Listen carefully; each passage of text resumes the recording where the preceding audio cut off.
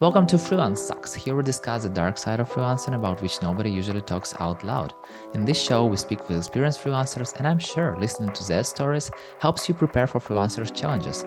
My name is Yuri, I'm a community builder at Code Control and 9am.works, and my guest is Adam Faulkner, a prod freelancer who founded his CreativeAF as fuck video production business at the beginning of the pandemic in 2020 and haven't looked back since. So, welcome, Adam.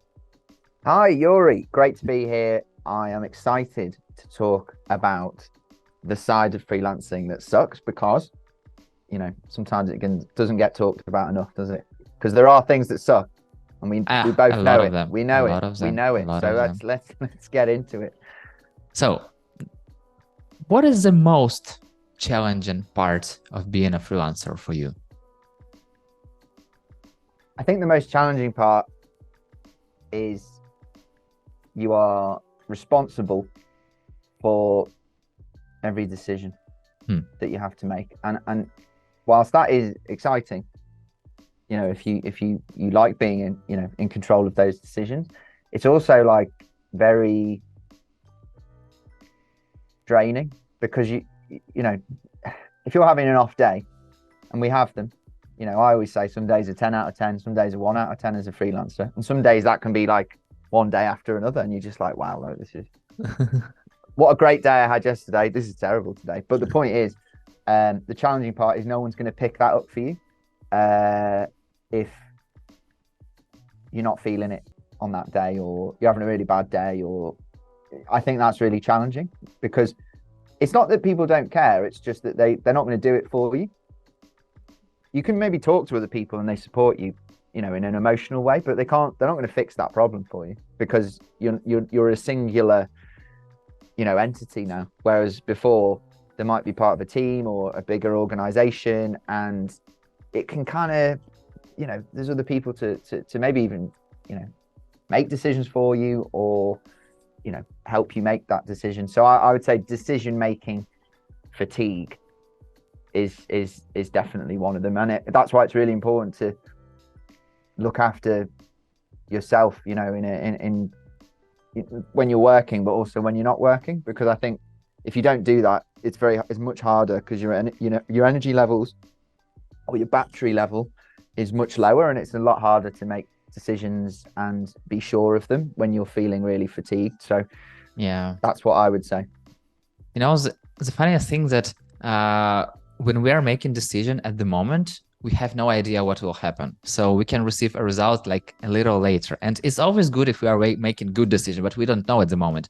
We can only like later, oh, I've made a good decision. But we also make bad decisions. So how do you feel about making bad decisions? I'm not too worried about the bad decisions because I feel like you can learn from them.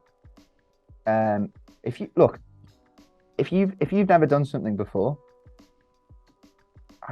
how are you supposed to know how to do it? Like, it's like, I mean, I'm not saying you can't do some research. I'll be honest, I'm not a perfectionist. So I take the attitude that I don't need to be 100% prepared for something to start doing it. I mean, look, who is, it's impossible. But the point is, I probably jump in to things without, but I'm not going to change because that's just what I do. So I'm not doing it to be like, wow, like what a rogue thing to do. It's just like, just jump in head. But my point is, I don't want I won't let the fear of not, basically I won't let the fear of doing something stop me. I will, I basically want the fear of not doing it to make me do something. So I don't mind making mistakes because, look, even if I do, and it's a bit stressful, I will just tell myself that there are more important things, happening. And I'm not saying it's not important to fix things. I'm just saying, like, there is definitely more important things going on in my life and in other people's lives. So it's not too bad. But I also think you learn from mistakes. Whereas if everything just keeps going well, you just don't learn from it at all. It's just because when you get that curveball, you're just like, well, I don't know what to do it. But look, it's natural. It's natural to make mistakes. I think maybe the world has changed, or maybe certainly culturally where I'm from, it was like, don't make a mistake. That was a problem. exactly. It was like, don't make a mistake. And it was like, well, what if I just don't make one? And I think that fear of making a mistake was, whether that be at school or later on, I think it's a lot different now. I think people, it's not like, oh, make a mistake, please. Oh, you should make a mistake. It's more like, okay, you made a mistake. It's and I think that's really natural. And I think that's better. I think that's progress. The hardest part is making a mistake and being punished for that, because I remember when you are children, like if you are getting bad grades, parents like, oh, you are having bad grades, you have to learn better, you have to do better, you have to do. And the funny thing that's for my kid right now, I'm like, you are having bad grades. Who cares? Let's see why do you have bad grades. So I don't really care about your grades. I care about what you know. And if my kid knows something, but he just stressed out and he just received a bad grade because of the stress, who cares? Do you know the term, carrot or the stick? Yeah, exactly. Right. So I know, not just with myself, but I know for everyone responds better to the carrot. They do. I mean, I'm not saying a bit of stick. I'm not saying physical stick. I'm just saying metaphorical. Some people can respond to that, okay, but really, it doesn't. Just being like really like hard with the stick doesn't benefit people, because it just makes them stressed, and it then makes their mental health suffer. I think people should be pushed.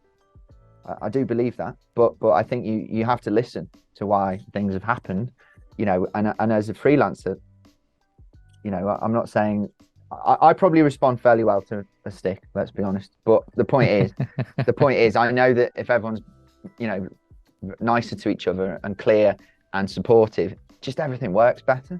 So that's why I'm happy that things are changing, and I'm happy that I'm not saying I'm not happy to make the mistake, but if I do make one, and we all do, I'm not going to beat myself up about it for long. Yeah.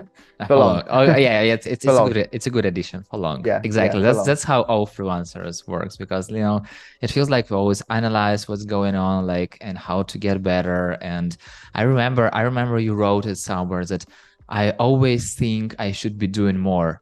And I can relate to it so much, because as a freelancer, you always like want to do better, to give more, to share more. And I feel like it's one of the hardest part of being a freelancer. But what is the most time consuming thing for you as a freelancer, except for work itself?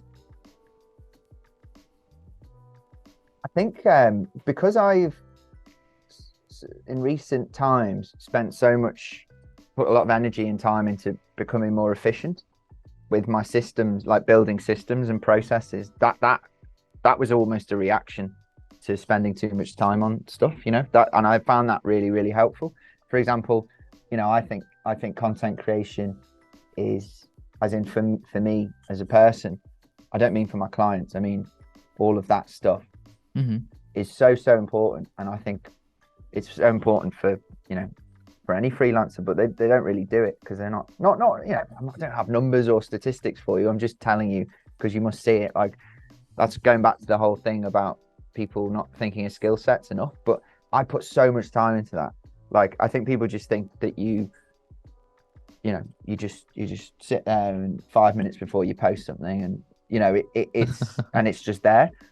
I've created a system, an efficient system, but I still have to put energy and time and effort into it. So I will block in time to create loads of content for, mainly LinkedIn, but stuff that can be used across different social platforms. But I really enjoy it. It's time consuming, but I don't do it for 4 days a week. I do it for I do it for 3 hours a week. But I will sit there and I'll focus and I'll do it, and I really enjoy it. And I think that. The thing is, I enjoy it. That's the difference. If you see anything as a chore or a pain in the ass, you will stop doing it. And I don't see it as I enjoy it. Like I would find I don't get paid for that, obviously.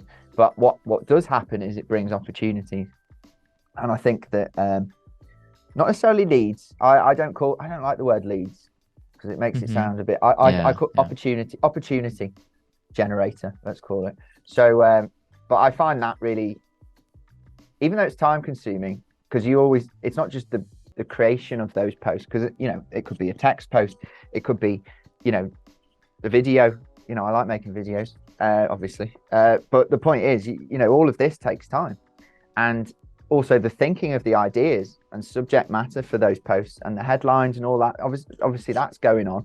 So I would say that's probably the most time consuming. However, because I'm thinking about it a lot, but I think that creating an efficient system to do it, it's basically like I have a thing on my phone where I write down all a long list of ideas for all the content, and it might just be a headline, and then what I do is I take all those headlines, and then I sit down and I go, right, what do I need to make for these ones?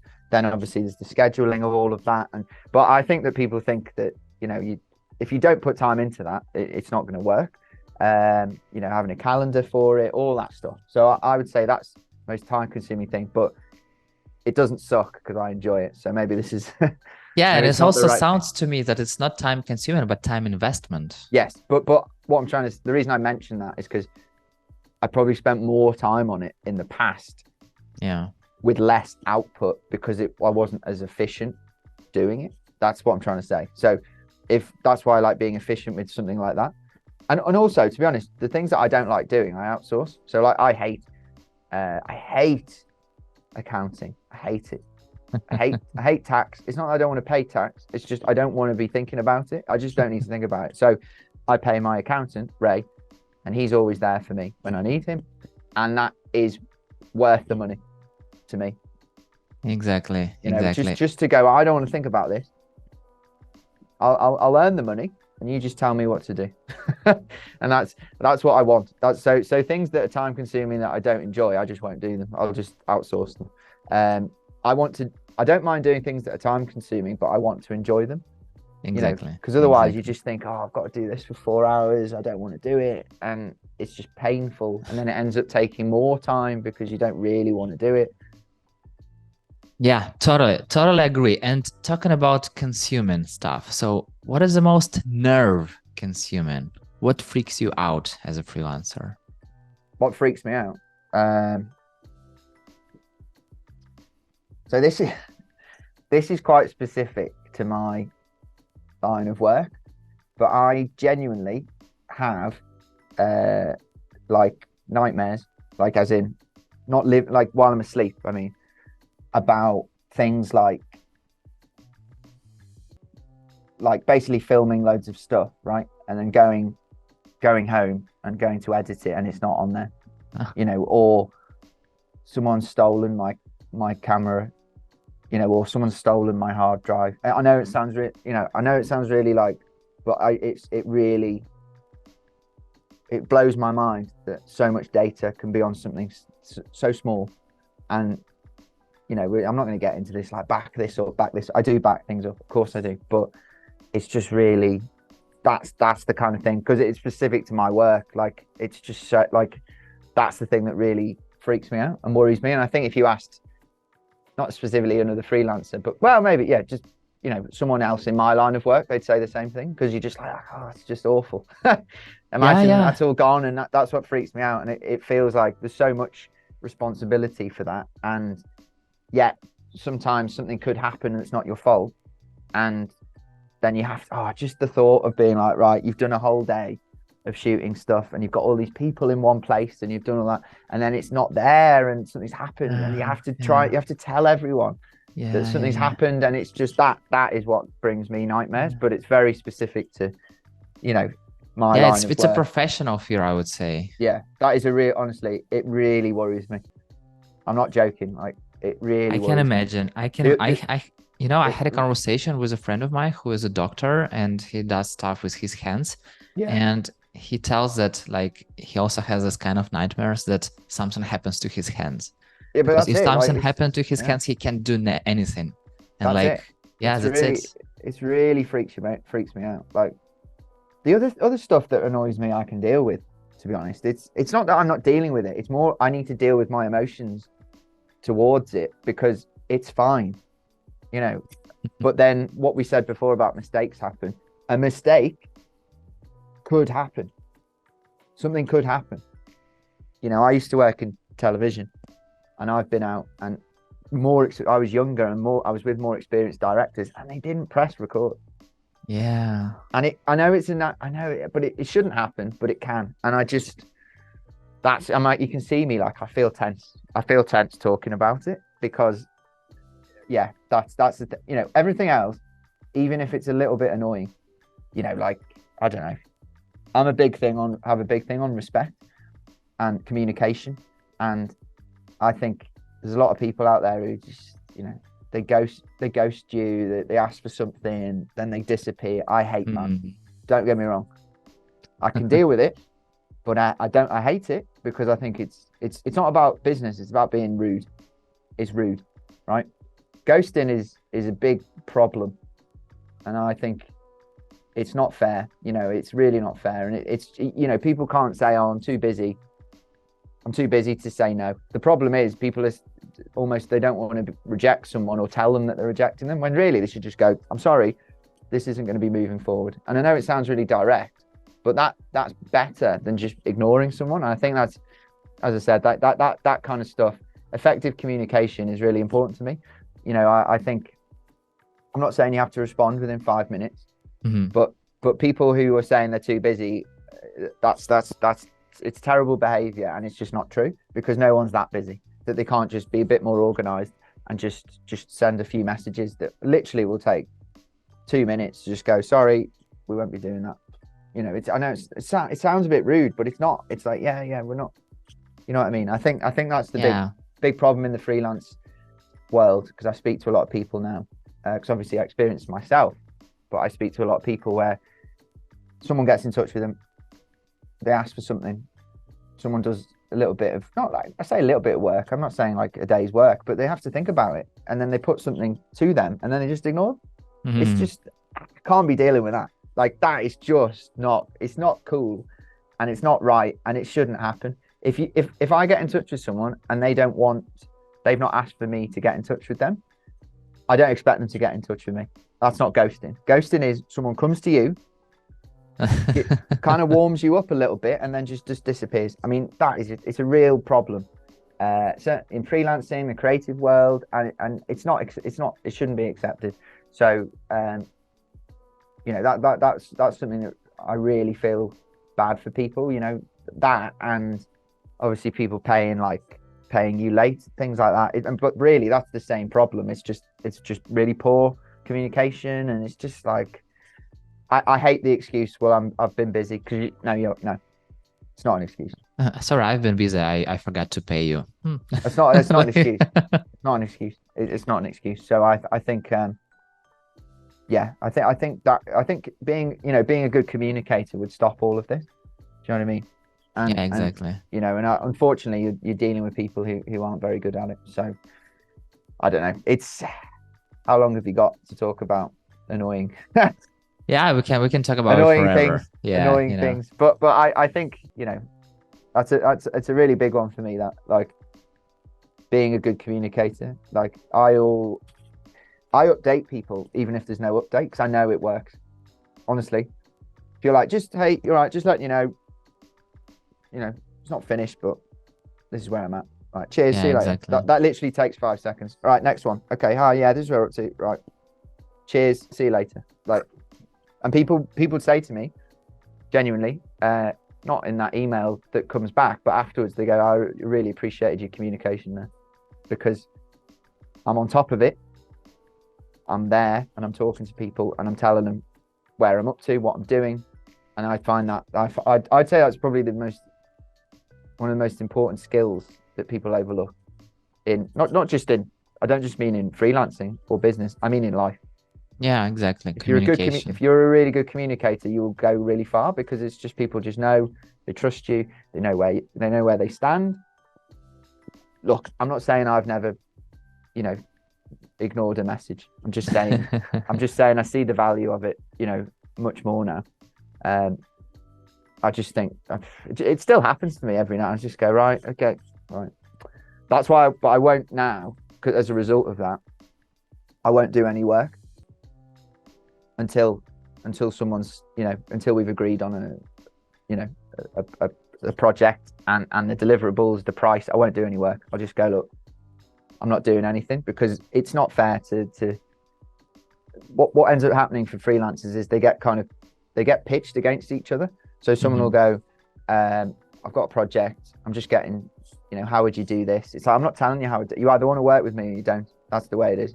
You know what I mean? I don't mind people asking about money, because at the end of the day, that's what it's like. But the only work I'll do is I'll go, this is how much it's going to cost. But I'm not going to do like a pitch, because I just don't want to. Like, it's not fair. Like, really, I think, to be honest with you, you should pay all of them for those ideas, but they don't, because they don't want to spend the money. And you know what I'm trying to say? It's one. The thing is, we all, when people have websites or a profile or a presence, it's quite clear what level they're at. Do you know what I mean? Like, Yeah, you can see what exactly. they've done. It's not there. It's there for a reason. But then people still go, right, well, we're just talking to a few people. I'm like, well, talk to them then. I'm not doing a day's work for free, because I don't want to do it, because at the end of the day, it's going to come down to cost. So my response to you is, here's how much it's going to cost, and that takes me 5 seconds to think, and that's as much as I'm willing to do. If they want to do it with someone else, that's up to them. But I think it's wrong to, this feeds into the ghosting thing as well. It's wrong to ask people to do something for free and then not even have the decency to tell them. I've seen that, because people tell me that a lot, because I speak to a lot of freelancers. So that really annoys me. But that would all be stopped with good communication. I can imagine, for sure, definitely. And Adam, I really wish to have the sky as the limit, but time is the limit. So the final question: if your friend wanted to become a freelancer, what are top 3 things you'd advise them to consider before doing it? Oh, that is a great question.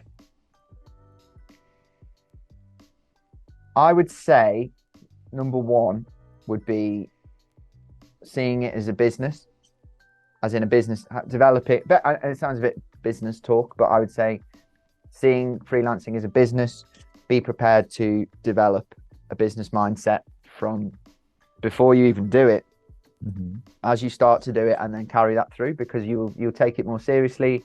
It'll be more professional. You will feel more professional. People will take you more seriously. And also, it is a business. So, to be honest, so I'd say that's number 1. Number 2 is, I'd say, be prepared to market yourself, as in like promote yourself, like crazy. Like, Yeah. I would say, like, you have got no one's going to do it for you. We're not talking about advertising here. I'm talking about self-promotion. I'm talking about, and I mean that online, I mean that offline. I mean, like, you need to create interesting content that people can relate to. You need to build a little network, community. And I think that, people really overlook that. They just turn up and they go, right, I've got a skill here, so I do this. Who's going to pay me for this? When really you need to be thinking, okay, how do I promote this business as much as I possibly can, and myself, because that's a professional brand and a personal brand as well. And then I'd say number 3 is, and I learned this over time, so this is great information for someone starting out, but I would say having systems and processes in place that basically make you, keep you organized and save you time are everything. Because what I've learned is, not that I didn't know this, but it just becomes more clear, is you only have so many hours in a day. I've always had the same amount. Exactly. But in the few years I've been freelancing, like, obviously the money's changed, right? Become more experienced, become better. Not at the skill, but you become better at running a business, so you earn more money. Also, more people know who you are, so that kind of feeds into the market yourself like crazy. But also, that what happens then is you go, well, I need to earn more time. So to earn more time, I need to be more efficient. So that's why having systems and processes, I built all my own, to be honest, which is, with help in places, but really I've just create your own systems and processes. that you can use to kind of make your life a lot easier. So that could be, being really organized with your contacts. Yeah. Being really organized with the lead generation, being really organized with, obviously the business things like, running a business, finances, basically trying to save as much possible time each day with that, So, and I think that some of my systems might seem a bit mad to other people, but the point is, it saves me time because, your calendar is a system. And I think people used to think of it as just like, well, on the 24th, we're going to Berlin for the weekend. When that's part of it. But it's like what I now do, instead of having a to-do list, is basically booking in time throughout the day where I specifically do certain tasks. So obviously I'm talking to you right now. This was booked in, but it's easier to do with calls. But I'm talking about specific tasks. It might be, 30 minutes of admin tasks, and I write what the tasks are, and then I do them, and I only do that in that time. And so once it's done, I don't have to worry about, rather than going, I'll do an admin task now and then I'll go and do this, and it's just really scattergun and really disorganized. So I would say, third point would be, having systems and processes that save you time and make you more efficient, I think are really important. That was 3. There you go. Got it. Yeah. Thank you so much, Adam, for sharing your challenges and for sharing some tips and tricks how to overcome them. And yeah, definitely for having such an open conversation. Anytime, Yuri. I've really enjoyed it.